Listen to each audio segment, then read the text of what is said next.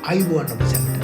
පැය 24න් පියානෝ වාදනය පස්වන පැයට. අද අපි සාකච්ඡා කරන්න යන්නේ පියානෝ වාදනයේදී දකුණතත් වමතත් අතර තිබිය යුතු සම්බන්ධීකරණය පිළිබඳව. මේ ඉතාමත් වැදගත් දෙයක්.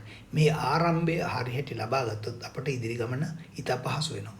මා කලින් සඳහන් කළාක් මෙන් පියානෝ වාදනය යනු දෑතින්ම කළ යුතු දෙයක්. PSR කීබෝඩ් එකක් හා පියානෝවක් අතර තියෙන විශාල වෙනසක්. Auto accompaniment, auto bass, auto drums piano වෙන්නේ. අපි වමතින් හා දකුණතින් සම්බන්ධීකරණය මනාව පවත්වා ගනිමින් hand independence මනාව පවත්වා ගනිමින් මේ සියල්ල කළ යුතු වෙනවා. බේස් පැටර්න්ස් රිද්ම් සියල්ල අපි වාදනය කළ යුතු වෙන්නේ දෑතින්. මේ සඳහා වමතත් දකුණතත් අතර සම්බන්ධීකරණය, නිදහස් බව, hand independence හරි හැටි ප්‍රගුණ කළ යුතුයි. අපි ඒ සඳහා සරල ව්‍යායාමයක් ඉගෙන ගමු. අපි අද මේ කරන්න key of G වල 4/4 time signature පාවිච්චි කරමින්. මෙන්න ඔබ විසින් දකුණතින් පුහුණු විය යුතු ව්‍යායාමය. මුලින්ම 2 3 4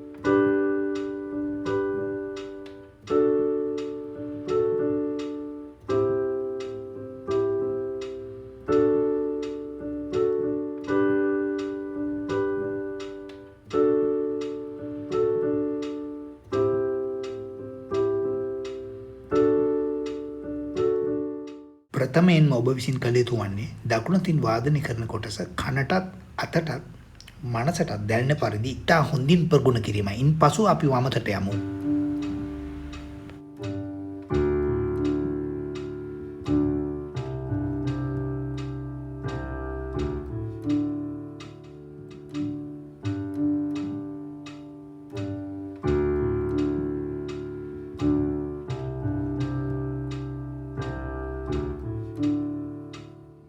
අපි දැන් දෑතම යොදා මේ වාද්‍ය ඛණ්ඩ දෙක සම්බන්ධීකරණය කොට වාදනය කරමු.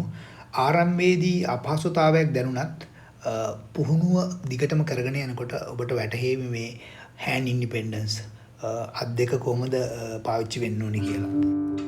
මේදී දකුණතින් වාදනය වන පැටර්න් එක හොඳින් වටහා ගන්න. ඒ වගේම වමතින් වාදනය වන පැටර්න් එකත් හොඳින් වටහා ගන්න. ඒ වටහා ගැනීම මගින් තමයි නිදහසේ ඔබට වැයීමට හැකිවන්නේ.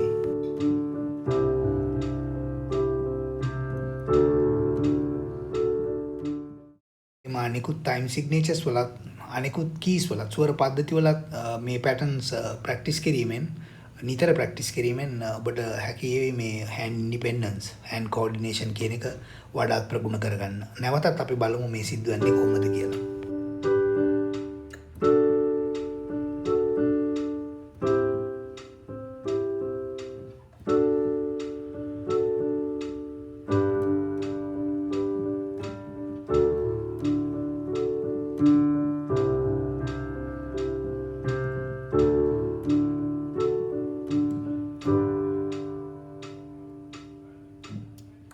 වීඩියෝ හොඳින් නරඹා මේ තියෙන විදිහටම ඇංගිලි මෙට්‍රොනෝම් ටයිමිං කොටස් දෙක වෙන වෙනම පුහුණු කර ඔබ මේ එකට යොදාගෙන සම්බන්ධීකරණය හරියට මනසට වටහා ගත්තොත් මේ ඊට පහසු කාර්යයක් වෙනවා නොඅනුමානයි. ඊළඟ පාඩමෙන් හමු වෙන තුරු ආයුබෝවන් ඔබ සැමට.